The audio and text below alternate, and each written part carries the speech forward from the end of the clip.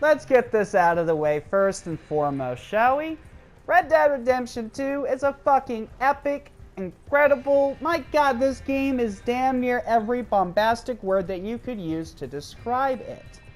So let's keep that in mind as we go forward and realize this is my subjective opinion, and you shouldn't send death threats just because I'm not a huge fan of Red Dead Redemption 2.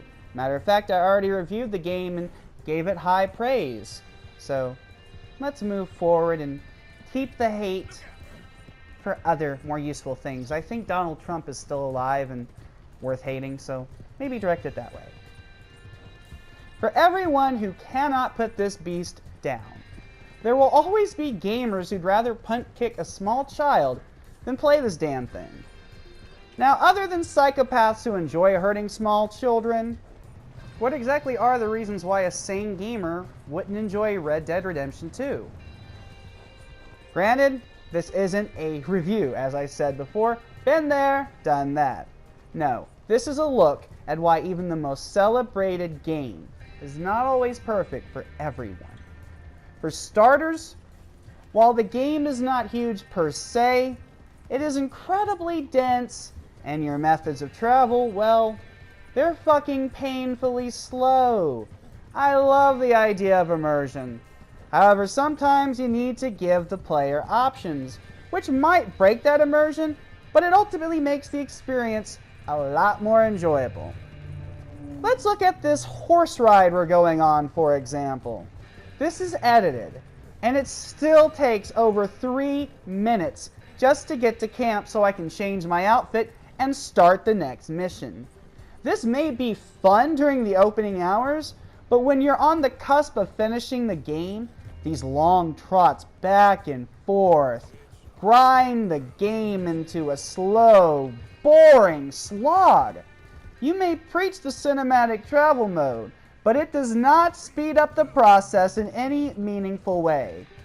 You may have the trains and coaches, but they never bring you to the mission locations, and getting to them is never quick or easy.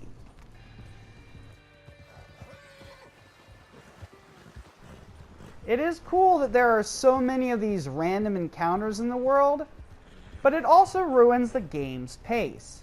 You can no longer go from story point to story point. You have to do all these random side activities.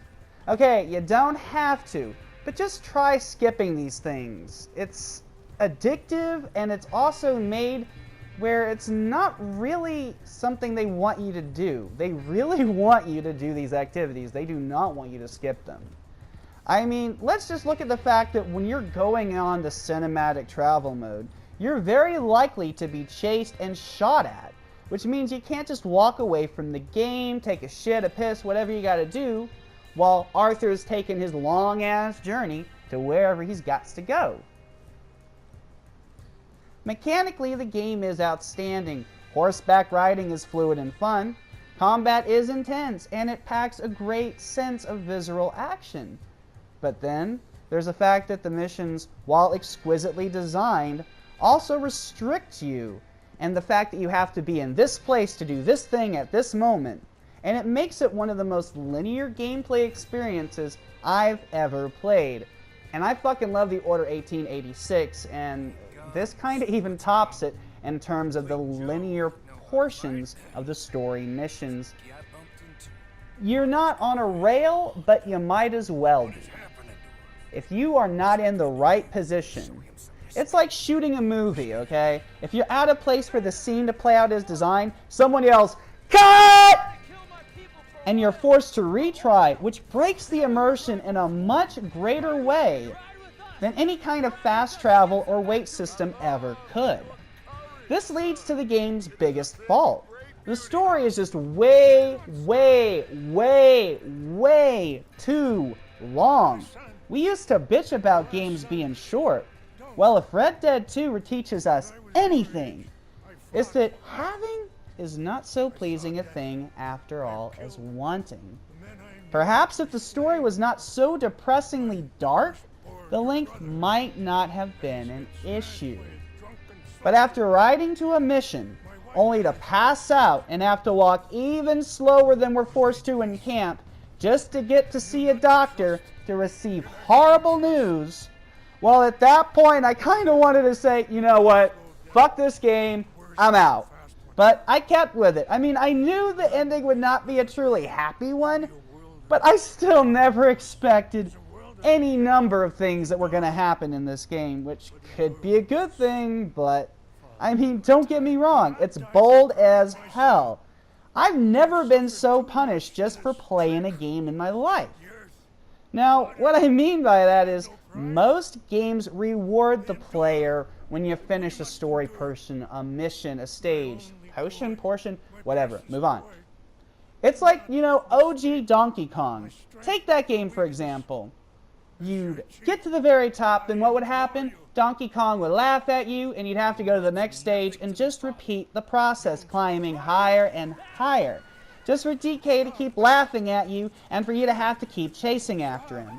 Yeah, you're gonna catch him in the end, but there's no satisfaction in that kind of gameplay loop from a storytelling perspective. You beat the level, but until that last one, your only reward is to be laughed at and have to repeat the process as if nothing really happened. Now in RDR2, your reward is to watch all plans fall apart and then to see characters you fucking love, I mean you love these characters, die pointless deaths. Now I get that people die in these stories. That is a fucking given. I'm not a child. I know this isn't a Disney fairy tale. But these deaths were not about the story element involved so much as the simple fact that these new characters had to go. They had to get their shit and get the fuck out of here because they can't be around for Red Dead Redemption 1. That would massively fuck up the continuity. Again, knowing the dark turn in Red Dead Redemption 1, I was prepared for a dark game. But even though main characters die in the first game frequently, you do succeed in a grand portion of your endeavors, and you actually end up helping people. By the time we got to the third to last mission in RDR2, we're going off to save the native chief's son. And yeah, this is where the game took the worst turn, in my opinion. I had never felt such anger as I did when I saw what Dutch was doing to the natives, and just to think that there's no conclusion to that, you don't get to take Dutch out to the very next game. I understand the point of this kind of story, and I understand that they were really trying to show, especially with these last few missions, just how much Dutch had descended into the villain that he's going to become. I really get that. It's cool, and I also understand, yet again, it's setting up Red Dead Redemption 1 with a very deep and intricate and awesome backstory. However, that does not make experiencing this story fun in any way. Sure, the first 2/3 of the game have their fun moments, then you get to the home stretch. After that failed bank robbery, it's just downhill from there. Nothing turns out right. Not a single goddamn fucking thing! Again, I get the point of this, but still, this is a video game and I should not be depressed while playing it. It should be fun to play. At least if the game is this fucking long. That's the major problem. I think the story being this dark would not be nearly as big an issue had it not been so drawn the fuck out. Like I just did by adding a curse word to that sentence for no reason than just, you know, dramatic effect. After all, I did take the William Shatner School of Acting, and it paid off. Rather well. When the last 15 hours of the game feel more fucked up than America is today, that is saying something. Games are an escape, and while I enjoy dark and even depressing stories, I'm not sure they're a great fit for games. I mean, think about it this way. Would you actually want to play a video game based on Requiem for a Dream? Would that be a really fun and interesting experience? Interesting, yes. Fun, not so sure. I guess it would be a strategy game, and maybe the ass-to-ass scene could make a pretty interesting mini-game, but I'm not so sure how fun the ending would be. It just seems that when you make a game this dark, it goes against the basic idea of a game should be fun. Even the Wolfenstein games of recent blend plenty of dark humor with their very grim story. Beyond the humor in Wolfenstein, it also did something this game doesn't do, especially in the last 2/3. It gave the player plenty of victories. You're going to see nothing but defeat for like the last major haul of Red Dead Redemption 2. And this could make a great point on how violence is futile, and it's definitely brave to kind of send that message in a shooter, yet it kind of seems counterproductive at the same time. You force us to shoot and kill literally hundreds of people per mission, and yet you're trying to tell me violence is bad? I get violent conflict solves nothing. I get that in the real world, that violence is a cycle and it needs to be stopped, because it only leads to more destruction. We all understand that idea. I'm just not sure a 50-hour shooting adventure is the perfect place to tell that message. Because what are you really saying at that point? Should I not play the game? Should I just sit the controller down? Maybe if the game offered an alternative ending, it would have made it more palatable. Because after all that happens to Arthur, I thought the option to ride off into the sunset should exist. Maybe not after the doctor's visit, but after the death of the native leader's son? There should have been an option to escape. Or even better, for the epilogue to have featured Arthur living out his final days building a ranch and having a sense of peace. You know, forgo any action missions and instead just tell a real somber and driven story. Would that not really have taken the game's point and just driven it home in the most fantastic way possible, while also giving the player and Arthur a much better send-off, especially after how the game turns out for the most part? I mean, not to mention the fact that I might actually have a reason to want to play the epilogue at that point. Who else actually got to the epilogue and went, another 8 hours? Fuck this. It's over. What is the point? It's not even fun anymore. It's just a damn chore. It's great that so many agree that RDR2 is a masterwork. Yet to me, it was just not my favorite or even a game I really loved by the end.